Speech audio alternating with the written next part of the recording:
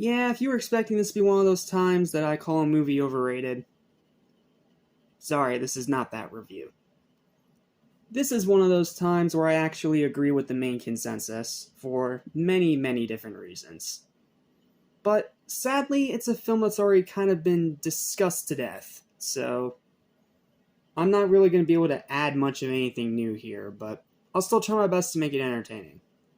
Let me take a quick swig of this.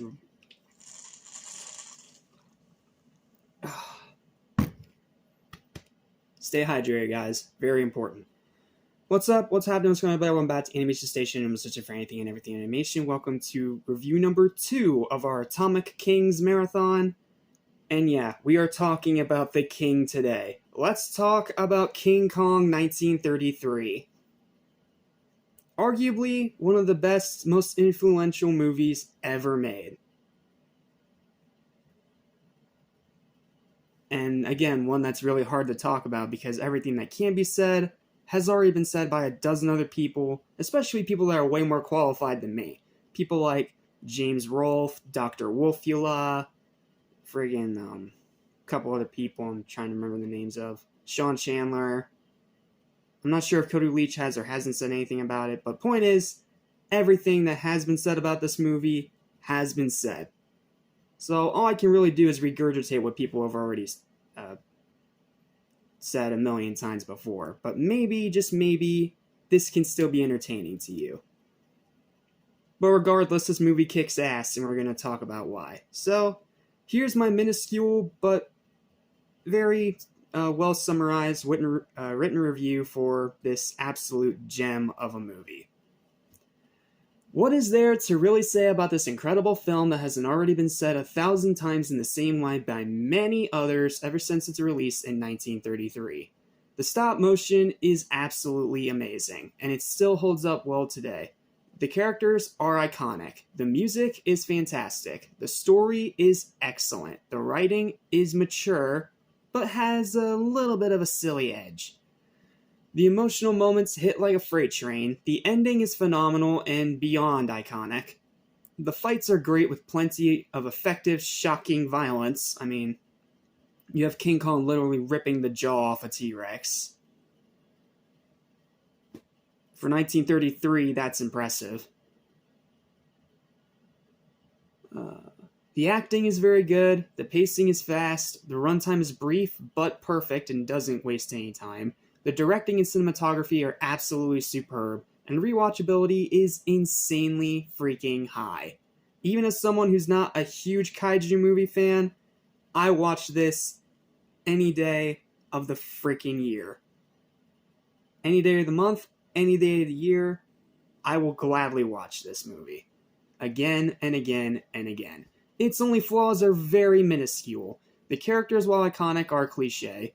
The love story, while good, feels a tad underdeveloped, and a few scenes are, problematic in today's modern climate. There's literally a scene of the characters engaging in subtle but obvious human trafficking with the natives of Skull Island. That's the scene where they're, negotiating with the natives to give the main female character to these natives to give to their god, who of course is Kong. But yeah, that wouldn't fly today. Shows you how much standards have changed since then, for both better and for worse. Regardless of its few faults, this is still one of the most influential, entertaining, and jaw-dropping movies ever made. Sure, it's not for everyone, and it is from the 30s, but as someone who loves old cinema and is endlessly fascinated by the filmmaking process, this is a truly legendary film that only gets better every time I see it, and if it weren't for the little minuscule flaws, I would give this a perfect score. But it's not quite there, because, again, a few scenes are problematic and would not fly today. The characters, while very well acted, are cliche, like it's not anything you haven't seen before. And the love story need a little bit more development. Just a little bit. So it's just those itty-bitty little nitpicks that knock it down just a little bit for me.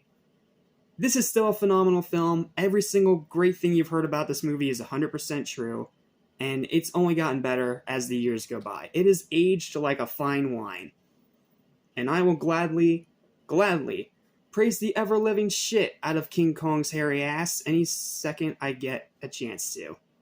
In other words, this review. Final verdict for this movie is an easy high 9.5 out of 10. This is one of those movies that you need to see. Even if you're not a big monster movie fan, this is a great film on its own, as both a fantasy film and an adventure film. And if you're a stop motion lover, this is required viewing if you love stop motion animation. Because you could argue without this, we wouldn't have stuff like Coraline and Nightmare. So, you owe it to this movie. Yeah, I literally have nothing else to say. Thank you guys so much for watching. Please don't forget to like, share, and subscribe. And join me next time when we see these two iconic monsters battle for the first time. In a very, very cheesy movie. I'll tell you all about next time when we dive into King Kong vs. Godzilla. The original one, not the MonsterVerse one. We're not there yet. Until then, thanks for watching, and I'll see you next time.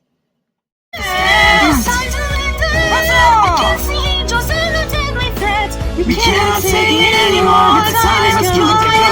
Prepare, fight, we're ready for.